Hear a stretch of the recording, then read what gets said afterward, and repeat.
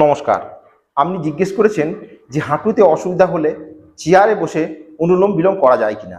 চেয়ারে বসে অনুলোম বিলোমকে অবশ্যই করা যায়, কারণ যে সমস্ত মানুষের হাঁটুতে প্রবলেম মানে আর্থ্রাইটিস, নি পেন বা কার্টিলেজ ঘিসছে, ওনারা কি ভাঁজ করে মানে পদ্মাসন বা সুখাসনে গ্রাউন্ডে বসতে অসুবিধা হয়। তো ওনারা কি করবেন, একটা চেয়ার নেবেন এবং চেয়ারের উপরে মেরুদণ্ডকে স্ট্রেট করে এইভাবে বসবেন। বাকি অনুলোম বিলোমের যে নিয়ম সেটা কিন্তু সেম। এই হাতের যে মুদ্রা মানে লেফট হাতের যে মুদ্রা সেটা হচ্ছে জ্ঞান মুদ্রা বা চিন মুদ্রা। ইন্ডেক্স এবং থাম এই দুটোকে একত্রিত করে এই অবস্থা রাখবো, এটা হলো জ্ঞান মুদ্রা বা চিন মুদ্রা।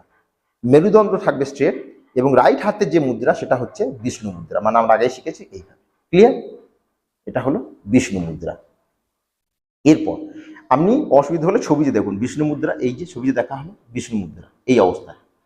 এরপর মেরুদণ্ড স্ট্রেট থাকলো, ধীরে ধীরে রাইট নাকের যে ছিদ্র এটাকে থাম দিয়ে বন্ধ করব এবং লেফট নাকের যে ছিদ্র সেটা হচ্ছে এই দুই আঙুল দিয়ে বন্ধ করব।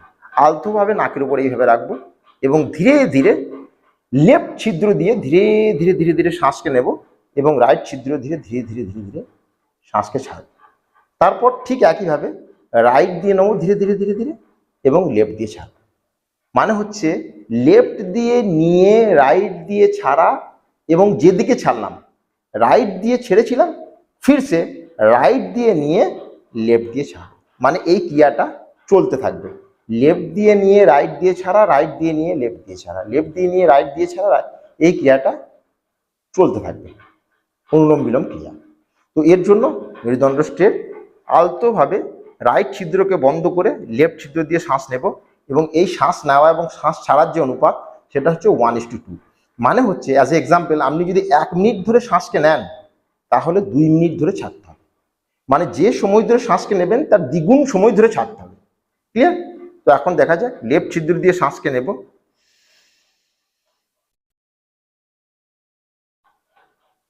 ফির লেফটকে বন্ধ করে রাইট ছিদ্র দিয়ে শ্বাসকে ছাড়বো, দ্বিগুণ সময় ধরে শ্বাসকে ছাড়বো।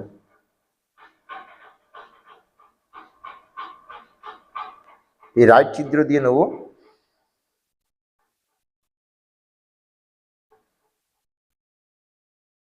এবং লেফট দিয়ে ছাড়বো। ধীরে ধীরে, কোনো জলদিবাজি বা তাড়াহুড়ো নয়, শ্বাসের গতির উপর আপনার ধ্যান থাকবে, মন কমপ্লিটলি ফোকাস আপনার ব্রিদিং মানে শ্বাস নিচ্ছেন এবং ছাড়ছেন তার উপর। ফির লেফট দিয়ে নেব এবং রাইট দিয়ে ছাড়ব।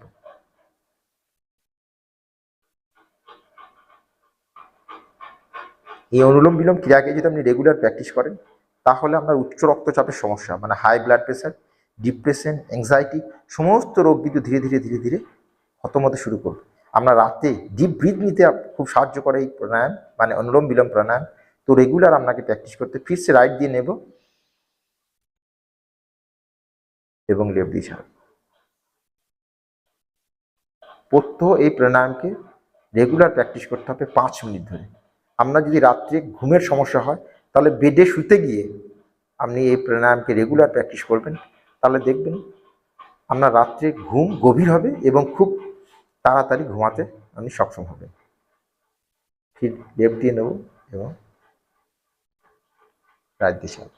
তো বোঝা গেছে যে গ্রাউন্ডের পরিবর্তে গ্রাউন্ডে বসে যে আমি সুখাসন বা পদ্মাসন বা অর্ধ পদ্মাসনে বসে যে অনুলোম বিলোম প্রাণায়ামকে করছিলাম সেটা যেনাদের ঘুটনাতে অসুবিধা বা নিপেন, যারা ভাঁজ করে বসতে পারেন না, ওনারা সেম পদ্ধতি শুধু চেয়ারে বসে করবেন। বাকি হাতের মুদ্রা, শ্বাস নেওয়ার যে পদ্ধতি এগুলো সমস্ত সেম থাকবে, শুধু গ্রাউন্ডের পরিবর্তে চেয়ারে বসতে হবে।